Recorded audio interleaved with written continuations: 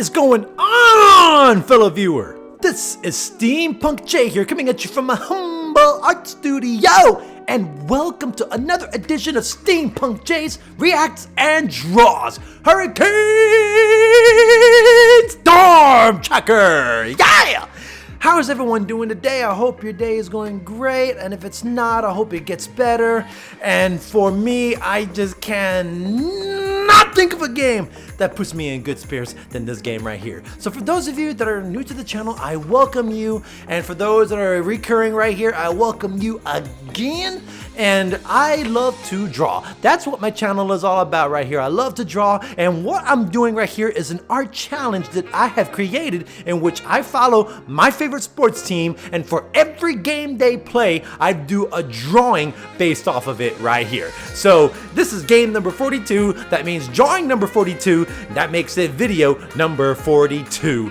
And of course, after a devastating couple of losses, especially on our home turf against the Red Wings, it is apparent that we need to step up our game in this game right here. Considering now that the Red Wings are now gone, and now we're going to be facing against a different team this time, the Nashville Predators. Can we overcome the losses right here, especially when you think about, you know, the two historical significance right here. 2 games ago, we had Retro Night, which the Carolina Hurricanes paid tribute to the Hartford Whalers, the team that they used to be called before they changed their names to the Carolina Hurricanes. And then last game, it was a very emotional night for everybody because Jordan Staal, the captain of the Carolina Hurricanes, celebrated his 1,000th game.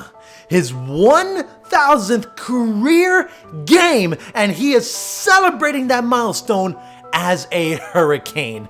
That is beautiful. That is one of the most beautiful things I've ever seen. Another history made in the Carolina Hurricanes arena in their franchise. So that is awesome right there. I give a round of applause for Jordan Staal, making this sport his career, doing amazing things as a professional hockey player, and of course, being our captain to one of the greatest teams on the planet. So, but then on that 1,000th game, the Detroit Red Wings kind of soured the moment by winning on Jordan Staal's 1,000th game. But you know what? Even though the Red Wings walk home with a victory that night, it still doesn't take away from the fact that Jordan Staal celebrated his 1,000th game. And now in this game, game number 42, he celebrates his 1,000th and 1 career game.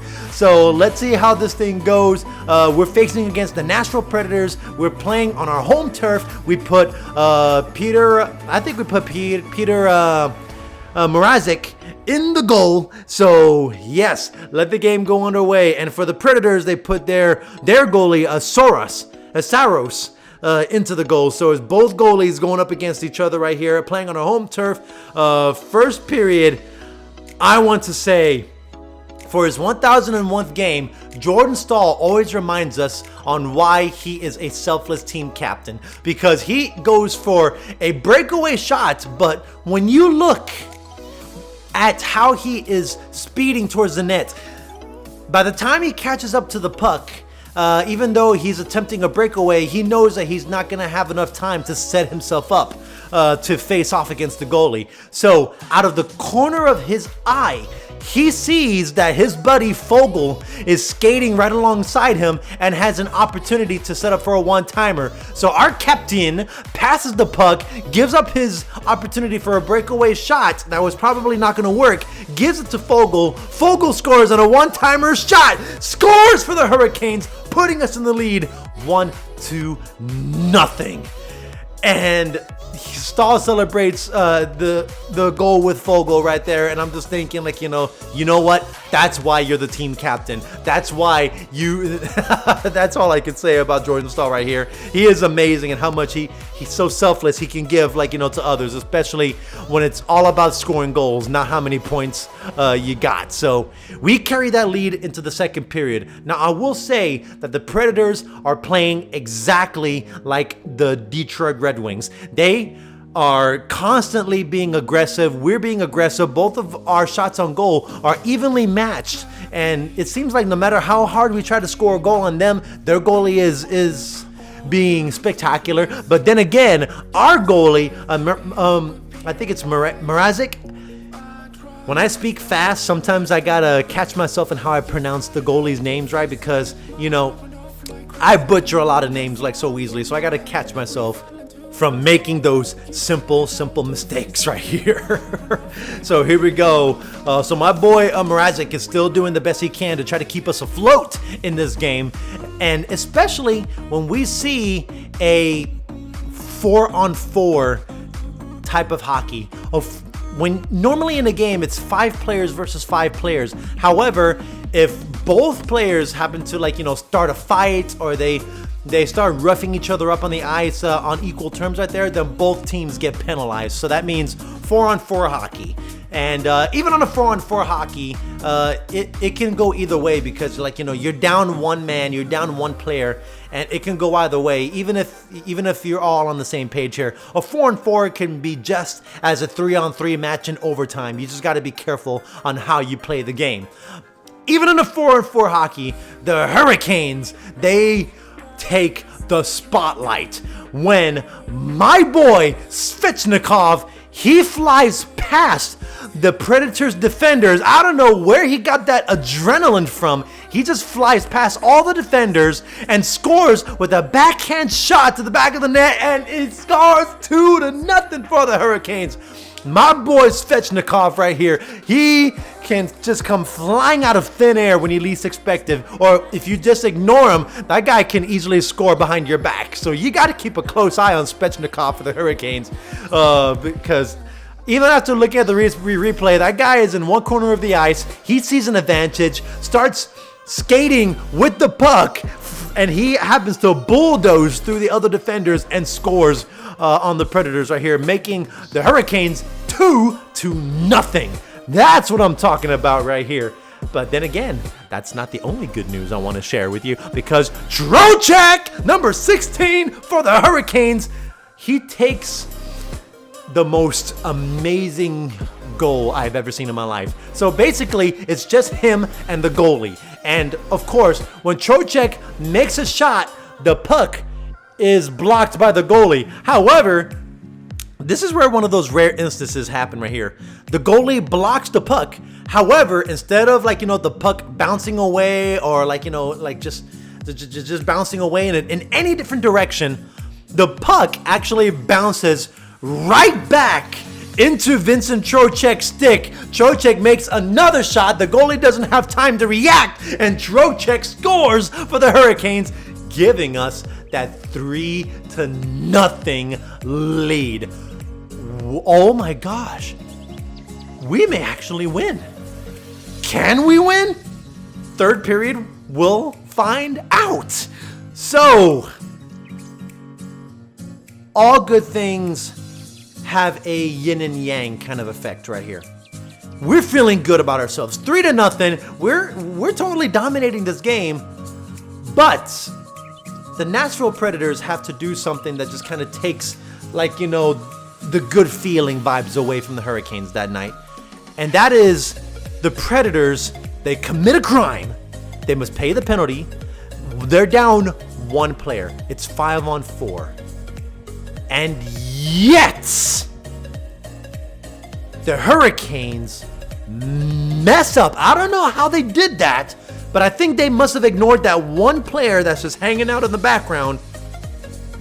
The Predators defense give Eric Haula, one of the players for the Predators, he goes for a breakaway. I don't know how in the world that happened, but that breakaway paid off for the Predators, and the Predators just managed to score a goal on us, cutting that shutout victory. So, number one, we gave up a goal, a shorthanded goal, to the Predators. And make it even worse, Eric Haula, the Nashville Predator player who scored, happens to be a former Carolina Hurricane player. stung a bit. Short-handed and scored on by a former Hurricane. Oh my goodness gracious, I mean, that was a low blow to me. That was a low blow to me, considering that we were riding the high horse and then all of a sudden we got humbled. Big time.